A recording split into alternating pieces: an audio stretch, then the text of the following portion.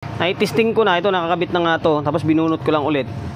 Kasi may problema pa, ayaw mag-relay. Naka-protect pa rin siya. Na dapat hindi siya magpo-protect eh. Ito nakakabit dapat wala na, hindi nakakabit na tong supply Yan, dapat magre-relay yan. May problema man or wala, magre-relay yan kung walang problema yung relay section. Pansinin nyo. O natin. Yan. Wala naka-protect pa rin siya Tapos ayaw mag-relay. Ibig sabihin may problema sa may relay section. For today's video, bali back to Ace ulit tayo na LX10.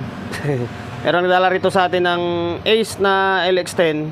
Galing Pasig pa ito. Unang-una sa lahat, maraming salamat sa owner nito na pinagkakatiwalaan tayo na gawin yung unit nila. Shoutout sa inyo sir minsan pasensya na kayo, hindi ako nagbibigkas ng pangalan, lugar lang binibigkas ko para yung privacy ba. Ang issue nito, kaya dinala dito sa atin is napagawa na sa ibang technician or ibang shop. Kaya ito yung mga parts nyo dinala rito sa atin. Ito daw yung mga pinabili. Sibak na naman to, bali naubos lahat ng parts ulit. Hindi na natin kailangan i-plug in to kasi walang sapin. Binalik ng unang gumawa na walang sapin, kaya hindi natin pwede pa plug in to. Tapos dito, daming sibak Yan. Pero hindi naman na bago sa atin to na mga ginagawa natin na gawa ng Ace is ganun yung issue. Kasi nga wala sang fuse. So ngayon ang gagawin natin dito is kasi kompleto na yung transistor niya. Sana buo yung mga transistor na yan. Kasi pinadagdagan na ng may-ari ito sa dati nang gumawa. Ang gagawin na lang natin is i-fix bias natin to and then mag-add tayo ng fuse dito.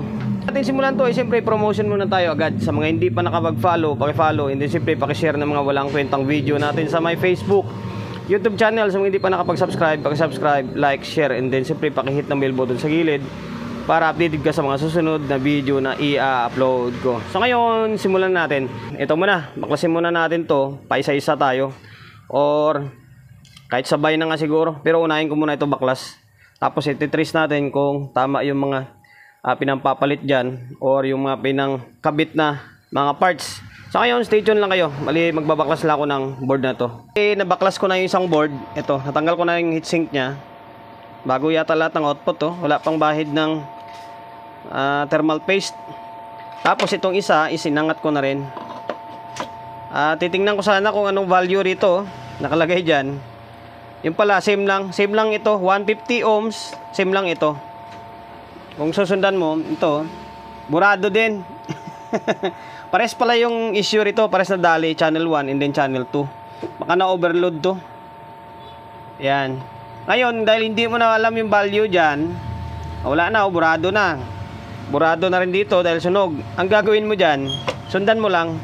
Ito, 150 buo ito, 150.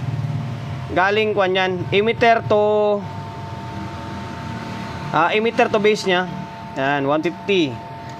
Same din ito, same din to. Emitter to base din, yung butas na yan walang laman.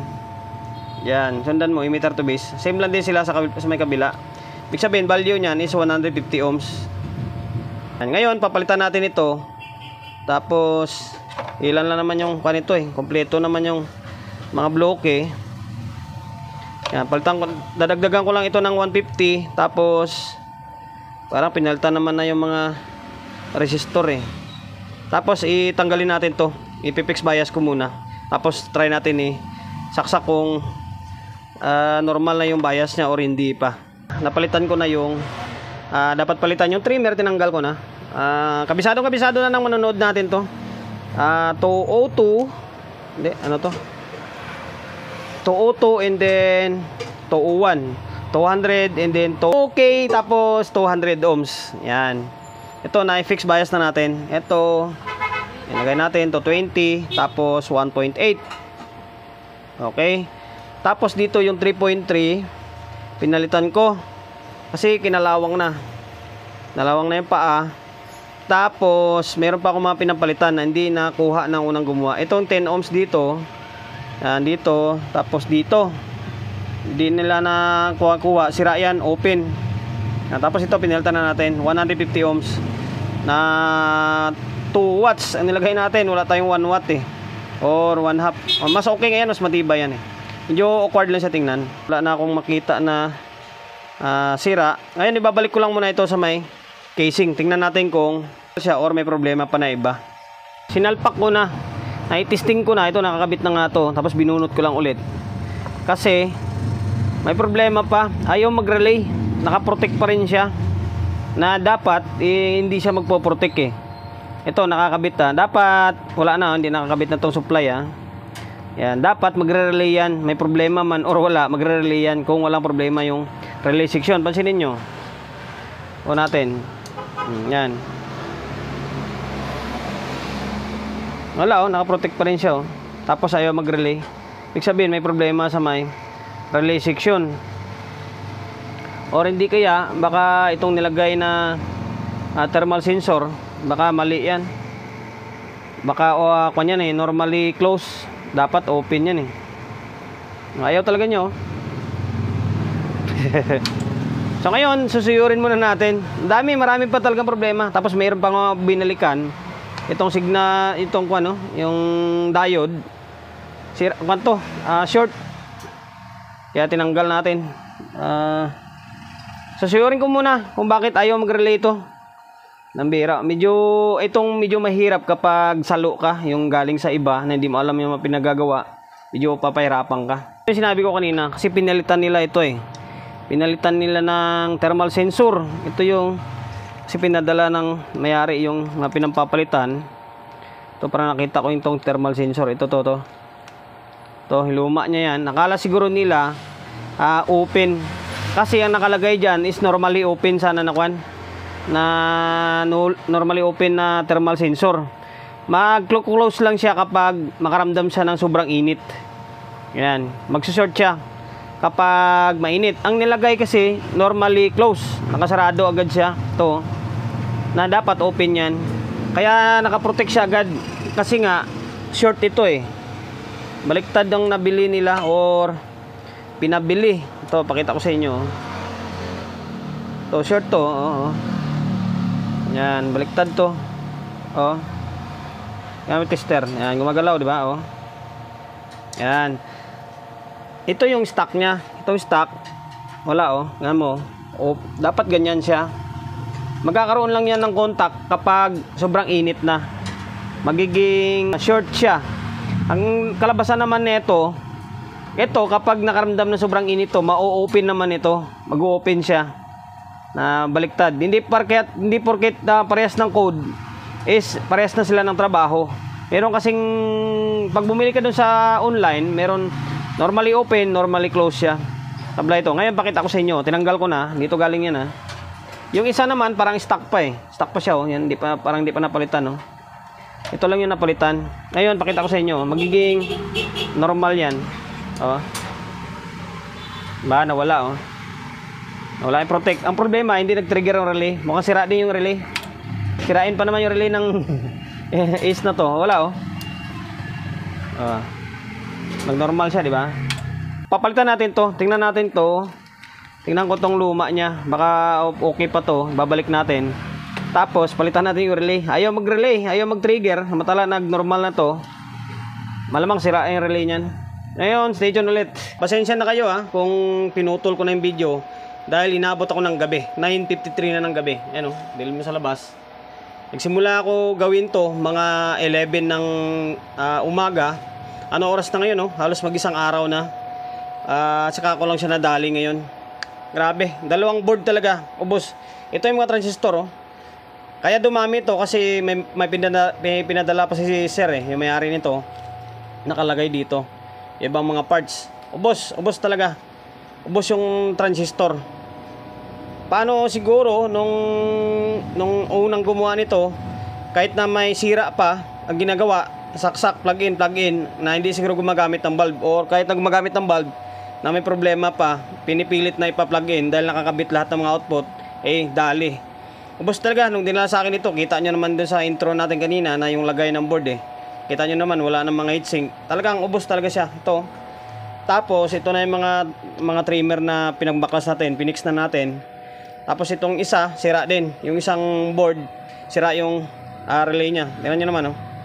Sunog to. Sira yan. Pinalitan na natin. Ito, basta halos lahat ganyan, sira, oh. Sibak yung mga, pati mga drive niya, sa biasing, sira. So ngayon, okay na ito. Bali, pinesto ko na. Ito, tingnan nyo. Tapos yung bloke, bago nito.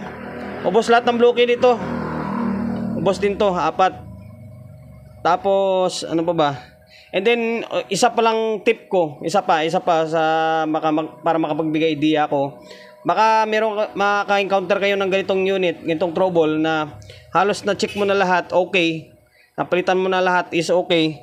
Tapos wala pa rin bias itong board na ito. Ito, sira, oh. First time ko maka-encounter nito. 50 volts na 1 UF.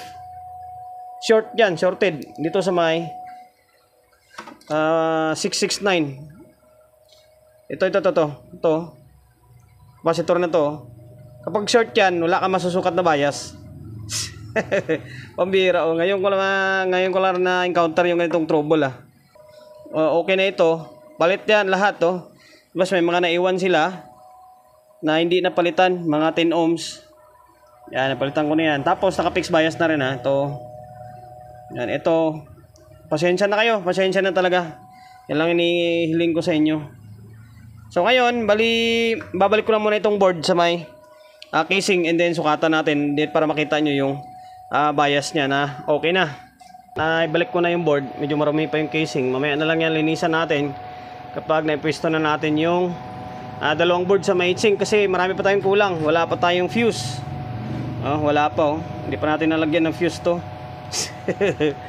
So ngayon, magsukat muna tayo. Okay. Yan, nag-normal na. Mag-tick na yung dalawang relay. Talaga yung relay ng Ace.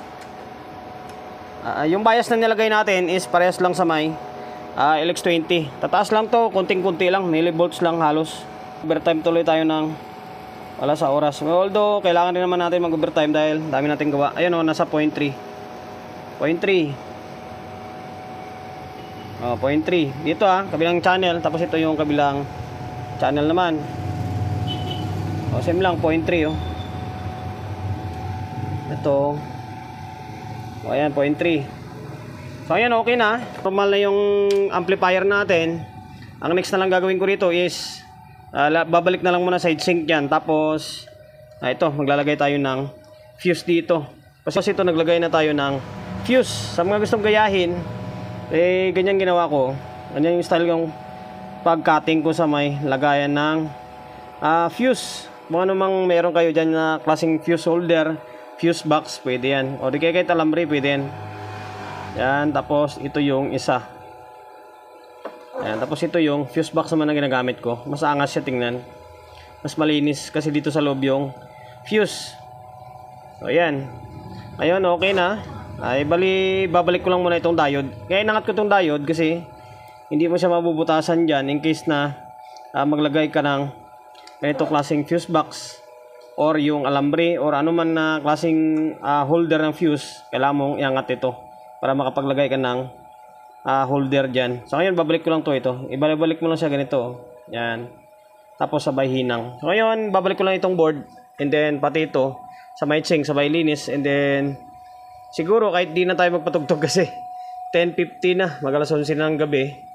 Guys, bali ito, day 2. Bali hindi ko na tinisting kagabi kasi gabi na, and then siyempre nakakaya naman ang pagpatugtog pa tayo. Sabi ko, pagpapalabas na lang sana ng audio Kaso mas maigi na ganito, yung marinig nyo talaga na meron talaga siyang audio na lumalabas. So ngayon ito naka-set up ko na.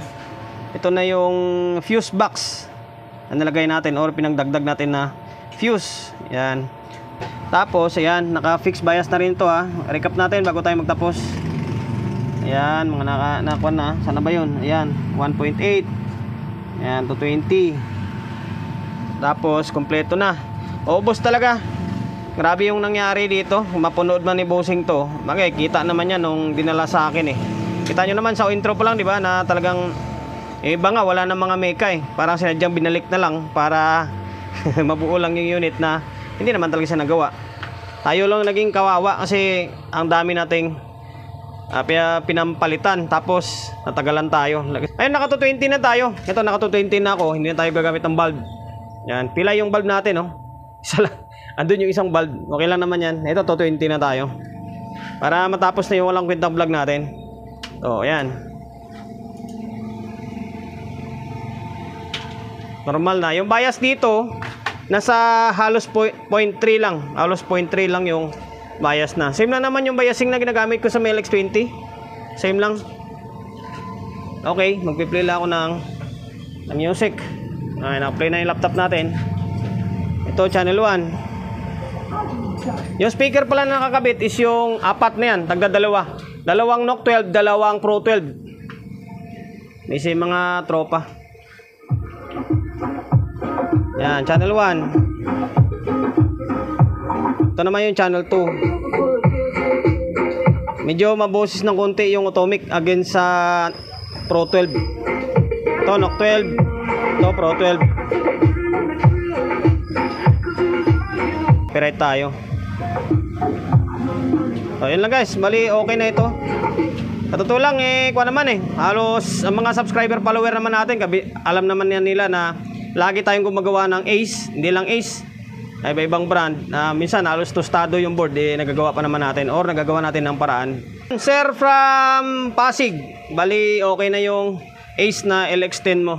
Back to normal na ito. Medyo pinahirapan lang ako ng kunting-kunti lang din naman. maraming salamat sa pagkakatiwala mo ng unit mo rito sa akin, ha. And then siyempre promotion tayo bago tayo magtapos. Shop natin always on Laguna 24/7. Sa mga gustong magpapa-repair along sa OU Quezon City, number 61 Don Julio Gregorio Street sa OU Quezon City. Social media pages natin, so kung hindi pa nakapag-follow, paki-follow. Hindi siyempre paki-share ng mga walang kwentang video natin sa my Facebook, YouTube channel. So kung hindi pa nakapag-subscribe, paki-subscribe, like, share, and then siyempre paki-hit ng bell button sa gilid para updated ka sa mga susunod na video na i-upload ko. Ingat, God bless, and then peace atin lahat.